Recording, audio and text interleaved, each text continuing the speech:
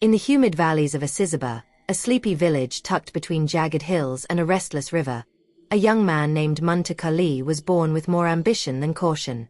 At just 22, he had already fled his hometown of Kwazimba to settle in the chaotic city of Duraban. Munta didn't run from danger, he danced toward it. In 2019, with hunger for wealth gnawing at his soul, Munta stumbled into the shady, stomach-turning world of Ukathwala, a spiritual contract that promised riches, for a fee. Blood sacrifices were out of the question for him. He wasn't a killer, after all. Just a dreamer. So when his mentor, a shriveled old mystic named Baba Zondo, offered an alternative sacrifice, Munta clapped his hands with glee. Instead of slaughtering goats or loved ones, all he had to do was serve a baboon. Yes, a real baboon. But this wasn't your zoo variety baboon. No. This one had a silver collar, human-like eyes, and a particular craving for human feces. Female, to be exact. The ritual was grotesquely specific. Munta had to convince women, willing, curious, broke, to poop into a shiny silver bowl and offer a symbolic dollar alongside it. Once the baboon consumed the meal, the woman would receive a cash reward. Sounds simple, right? Except every time the baboon munched, Muntu could taste it too. Poo for pay, but with a psychic link that brought the flavor directly to his tongue. There was no garlic sauce that could mask that taste. The madness began with an old man he met while wandering the hills. This man, Malum Duma, was a recluse said to have been exiled from Kwazimba decades ago for sorcery. Locals whispered that he once turned a man into a frog for stepping on his grass. Naturally, Munta followed him home after he offered wealth and wisdom in exchange for herding his cattle. Big mistake. Malum Duma's home was a fortress of secrets, built near a river where the mist never lifted.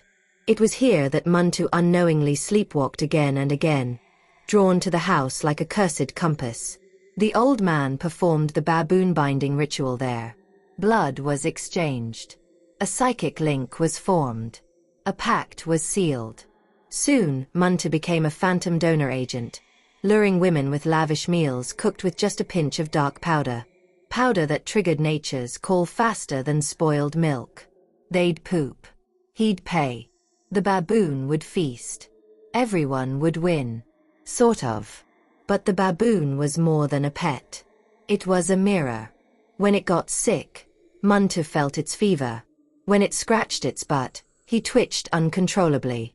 And worse, when it mated, he felt it too. And oh, did it mate. Muntu's love life became a horror show. He couldn't sleep with women anymore.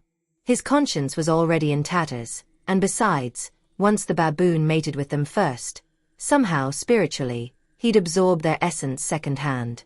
So yeah, technically, he was hooking up with the baboon. Not his proudest detail. Things got more surreal. If he stayed out past 11 p.m., he'd go full Planet of the Apes. Literally.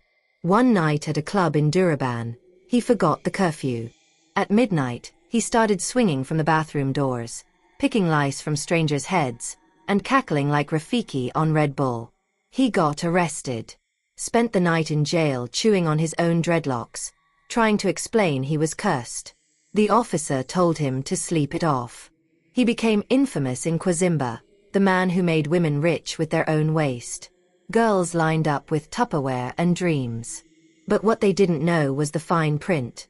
Their fertility was the price. The ritual didn't just feed the baboon. It fed something darker.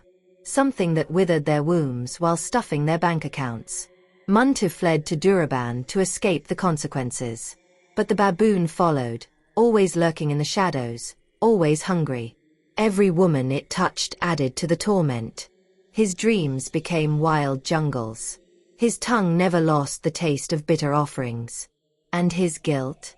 Heavy enough to crush a god. "I don't even enjoy the money anymore," he whispered once to a stranger on a bus. "I eat 4 times a month. But I taste everything." He's still out there, somewhere.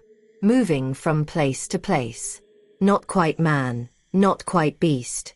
And if you ever meet a soft-spoken guy who won't eat at buffets and flinches at 11:01 p.m., run.